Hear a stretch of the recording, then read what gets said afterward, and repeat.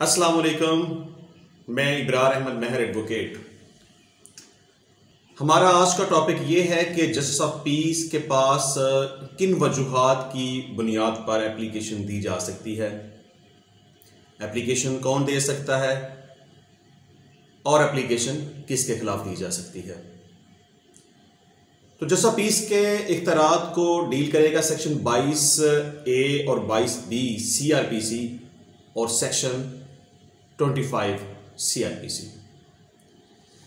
Section 25 CRPC के तहत justice of peace के इख्तियारात ज़िला के सेशन जज साहब के पास होते हैं और अगर वो मुनासिब समझे तो किसी भी एडिशनल सेशन जज साहब को जस्टिस ऑफ पीस के इख्तियारात के साथ नामजद कर सकते हैं।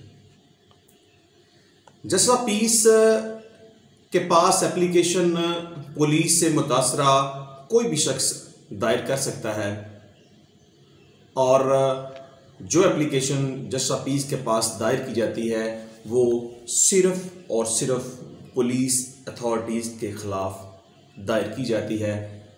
एप्लीकेशन किसी भी प्राइवेट शख्स के ख़िलाफ़ दायर नहीं की जाती। अब हम यहाँ देखेंगे कि किन मामलात में जस्टिस ऑफ पीस के पास रिट पिटीशन फाइल की जा सकती है और जस्टिस ऑफ पीस साहब उसके ऊपर मुनासिब हदायत पुलिस अथॉरिटीज़ को जारी कर सकते हैं। तो इसमें सबसे पहली बात है नॉन रजिस्ट्रेशन ऑफ FIR। मतलब जब किसी के साथ कोई ऑफेंस हो जाए, कोई वक़ुआ हो जाए तो ज़रूरी है कि वो अपनी एप्लीकेशन लेके मुतल्लिका पुलिस स्टेशन में जाएगा।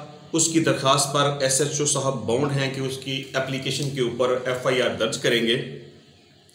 अगर SHO साहब एप्लीकेशन पे FIR का अंदराज नहीं करते तो मुतासरा शख्स पुलिस की हायर अथॉरिटीज़ को एप्लीकेशन देगा जिसमें ये जिक्र करेगा कि मैंने मुतल्लिका पुलिस स्टेशन में जाके SHO साहब को एप्लीकेशन दी थी लेकिन मेरी दरख्वास्त के ऊपर किसी किस्म की कोई कार्रवाई नहीं की गई। हायर अथॉरिटी से SP, SSP, CPO, RPO, लेकिन अगर इसके बावजूद भी उस मुतासरा शख्स की एप्लीकेशन के ऊपर FIR का अंदराज नहीं होता तो फिर वो बंदा क्या करेगा, वो एक वकील के ज़रिए या अपने तौर पर भी जस्टिस ऑफ पीस साहब को एक एप्लीकेशन देगा for the registration of FIR। तो जस्टिस ऑफ पीस साहब उसके ऊपर कमेंट्स तलब करेंगे, पुलिस अथॉरिटीज़ से उसकी वजह पूछेंगे कि आपने एप्लीकेशन के ऊपर FIR का अंदराज क्यों नहीं किया, और अगर जस्टिस ऑफ पीस साहब मुनासिब समझे तो पुलिस अथॉरिटीज़ को अंदराज मुकदमा का हुक्म जारी कर सकते हैं। दूसरे नंबर पे जस्टिस ऑफ पीस के पास इख्तियारात हैं कि वो इन्वेस्टिगेशन को किसी एक पुलिस ऑफिसर से तब्दील करके मुंतकिल करके किसी भी दूसरे पुलिस ऑफिसर को उसकी तफ्तीश सौंप सकते हैं।